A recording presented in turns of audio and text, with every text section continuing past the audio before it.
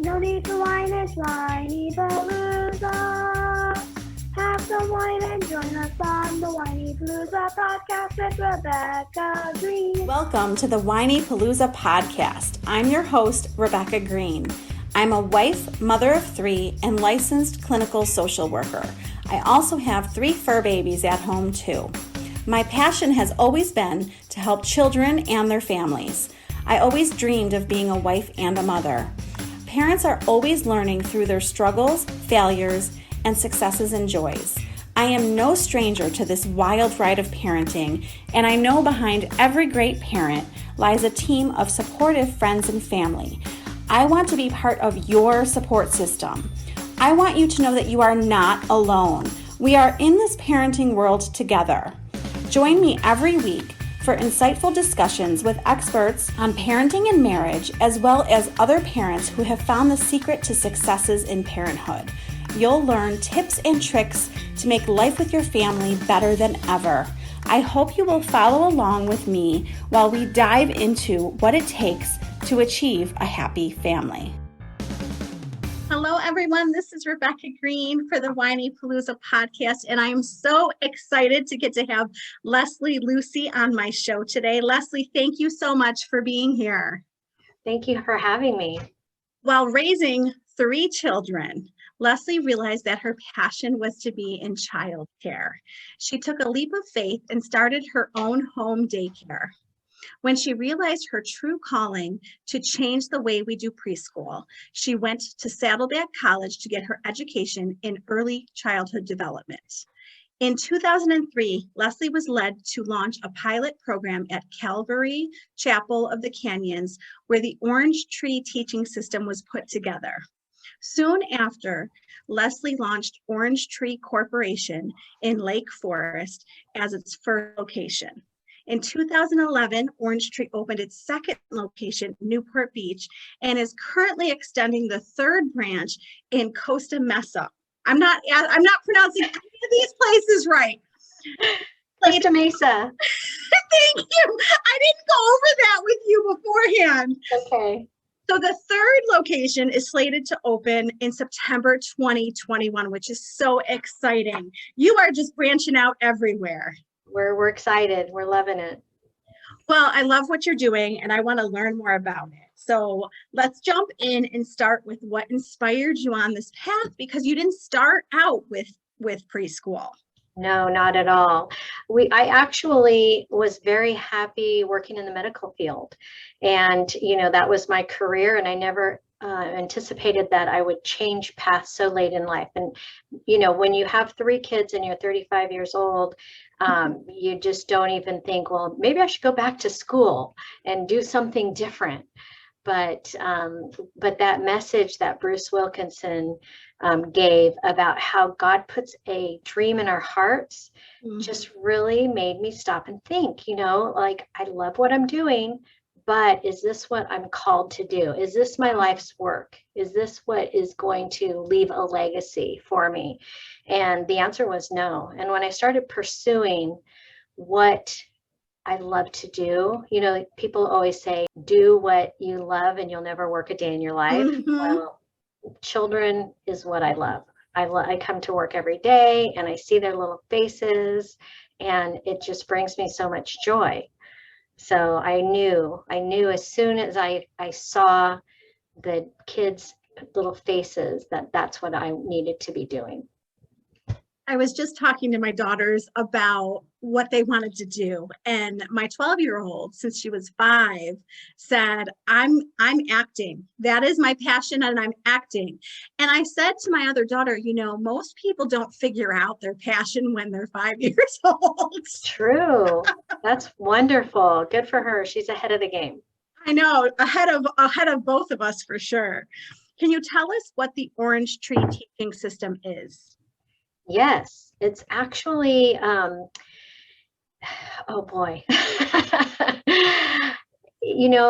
A lot of schools are promoting new and fresh. And the Orange Tree system is saying no, practice, repetition, mastery. So we're just doing all of the things that kids need to know how to do to be prepared for life.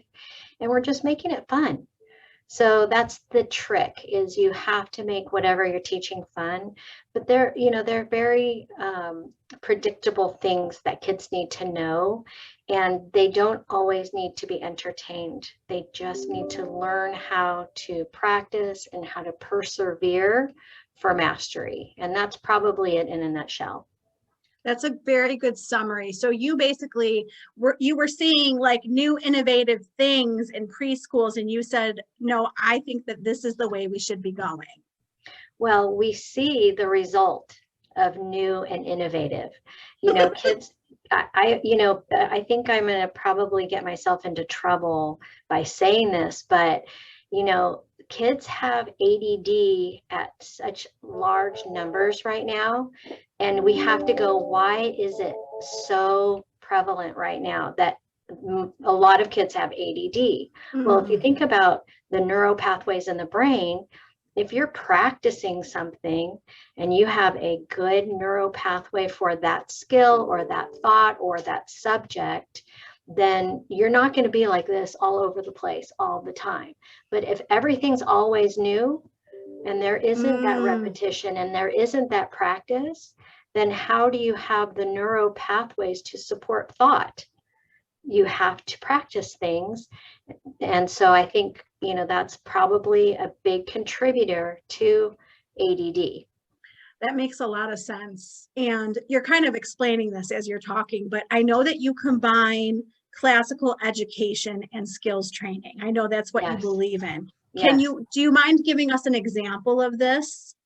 Well, classical education, a lot of people don't really even know. They've never even heard of what's the difference between modern and classical. And I kind of do my preschool age summary of classical versus modern. So there's a whole history behind it that dates back 2,000 years.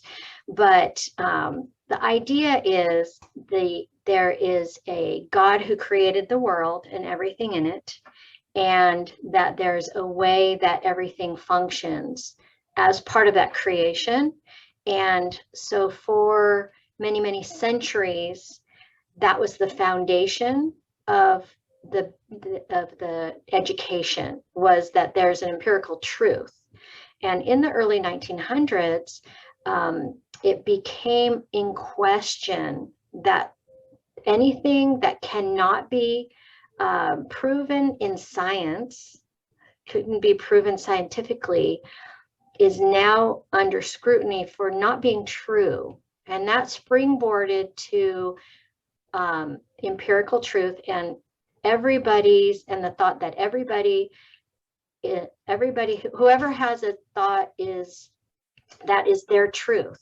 So it kind of was a process of unwrapping truth and making it as anything is true, instead of everybody having the same belief system and operating under that understanding. So when we have no truth, then how do we function as a society?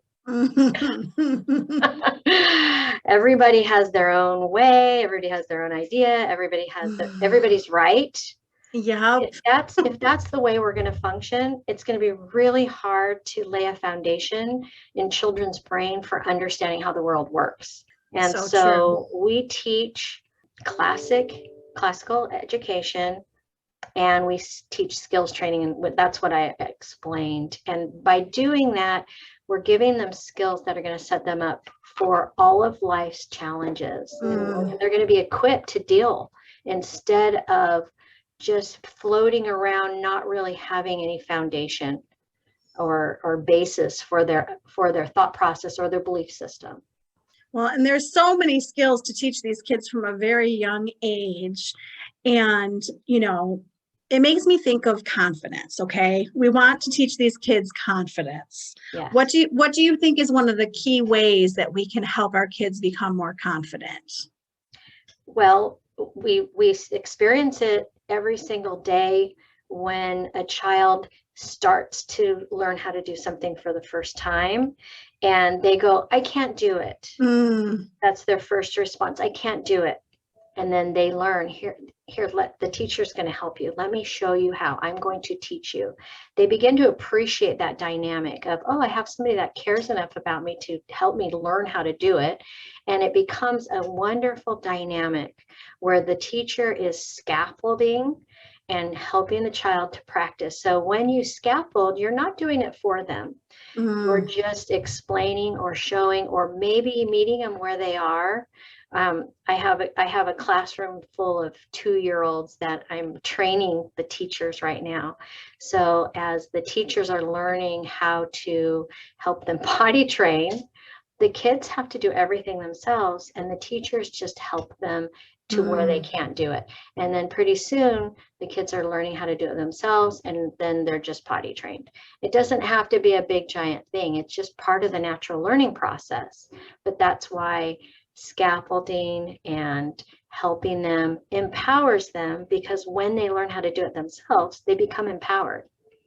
Absolutely. You know, my daughters couldn't be more different. One of them wants to do everything herself. And I have to calm myself and be like, you don't need to hurry. Let her figure this out and take her time. And the other daughter would let me do everything if you would do it.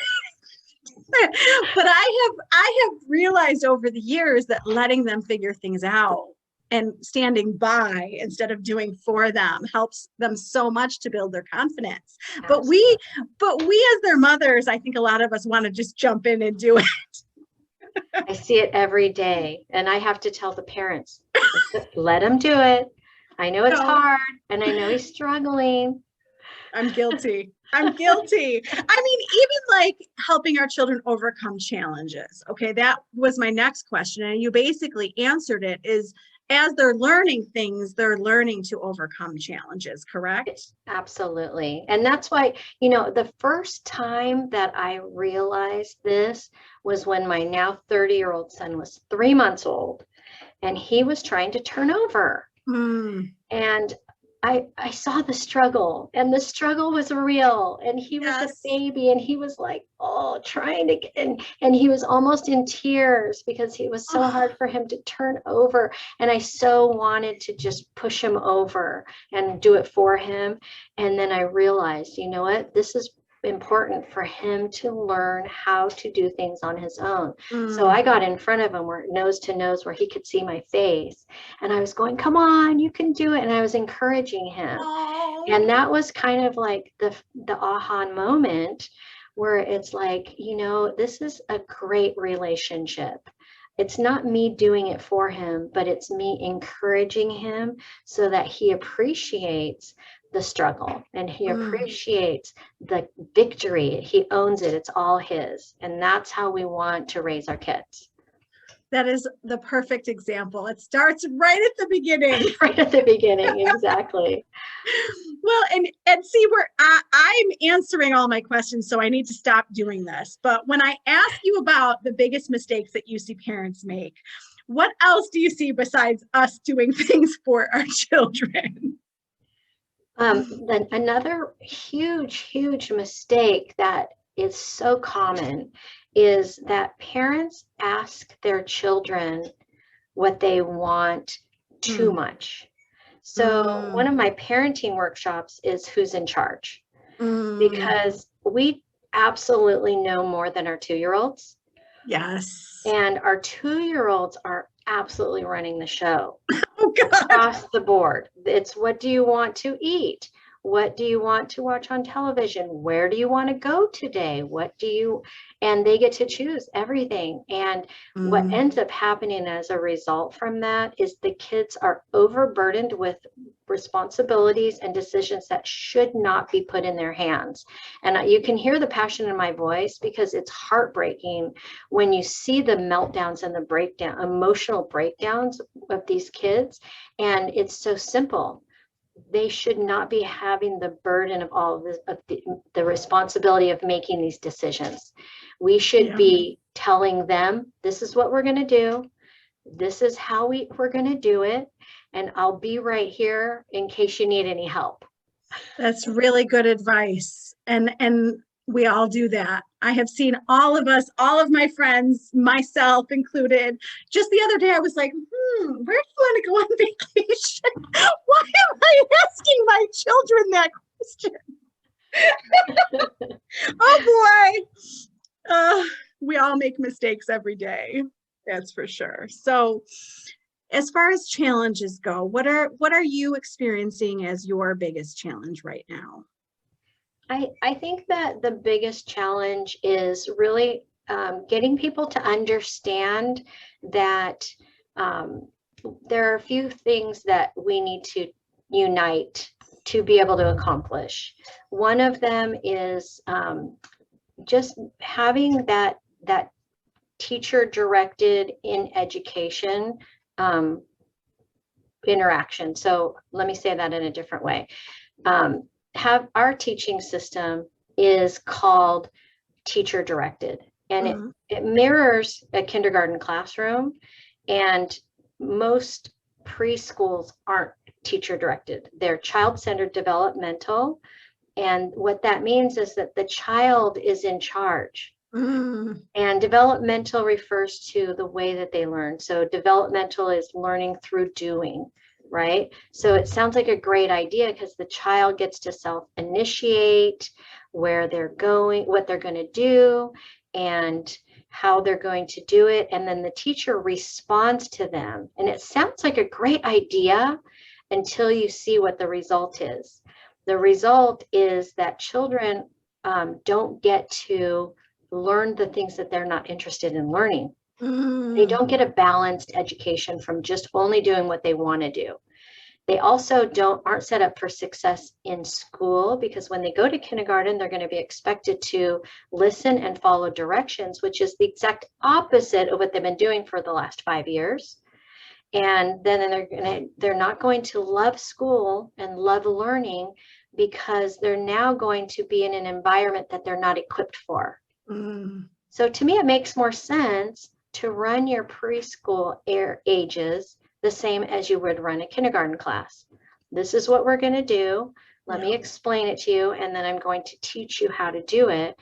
And yes, some things are going to be hard for you, but that's okay. You'll get it.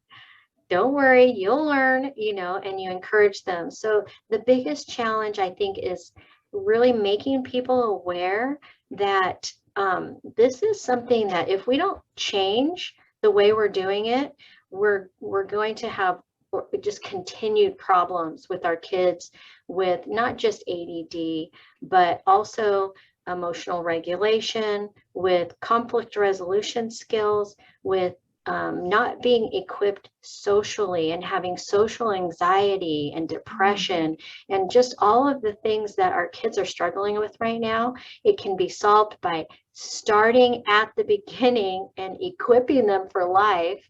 And it's more work. It's way more work. It's hard work for the parents, and it's hard work for the teachers. It's way harder to do, but it pays off in that your child will be equipped for life instead of struggling for life. Yeah, that makes so much sense. You explained that so well.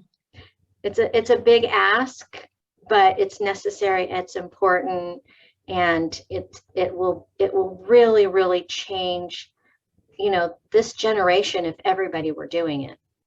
Well, and preschool by preschool, you're spreading this message and reaching more and more families. Absolutely. Yes. And teaching the teachers. Yes. And teaching the parents. Everybody's got to put their part in. Yes, for sure. What would you say the best advice is that you've ever gotten? Probably to be transparent, to be honest. I think truth and transparency is the best way to live. Totally agree. Truth is my button. I told my husband when we started dating, I said, as long as you're honest with me, all will be well. Yeah, because that old saying, the truth always comes out. It's true. Yes. Oh, it's totally true. It is true. So truth is probably the best thing that we can all do. I agree. What do you like best about what you do? I think the interaction with the kids. Mm. You know, when I think about my day and what makes me happy, you know, it's little Luke going, Miss Fusi, I'm doing it. Oh my gosh. His little face, and he's so happy because he's successful. That's and he's wonderful. 2, you know, so it's fun. Yeah. Your job sounds so much fun. I want to come work with you. It's so fun. I love it. Well, you have learned so much along the way. Can you tell us who inspires you and any books that you would recommend? Because I know you've had very inspiring people along the way. Well, I am so fortunate to belong to a mega church, Saddleback Church in Lake Forest, California.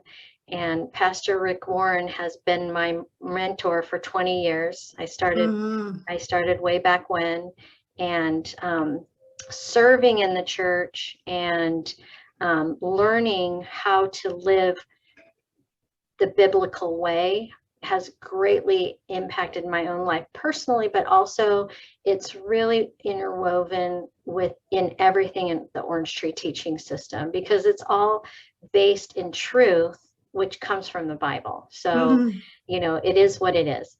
Yeah. So Saddleback Church and Pastor Rick Warren, and then of course, Bruce Wilkinson, who wrote The Dream Giver, that absolutely changed my path to fulfilling what my calling in life is, to change the way we do preschool. So two big names. Well, and it sounds like they led you in the perfect direction for you. Absolutely. Well, what else do you want to share that I didn't think to ask you? Well, I think that all of the questions that you asked me really have given me the opportunity to share that it's really, really important how we raise our kids, that we have to work as a community with teachers and parents and friends. And, you know, the old saying, it takes a village, is true. It's absolutely true. And we're fighting against division right now. And so if I can just send the message of unity and love and acceptance, when we have that in our heart, then we can do anything. It's so true. I love that so much. And the divisiveness is so sad. And it is. I don't like seeing it either. Can you leave us with one action step for parents to take? If they were going to take something today, what would you tell them to do?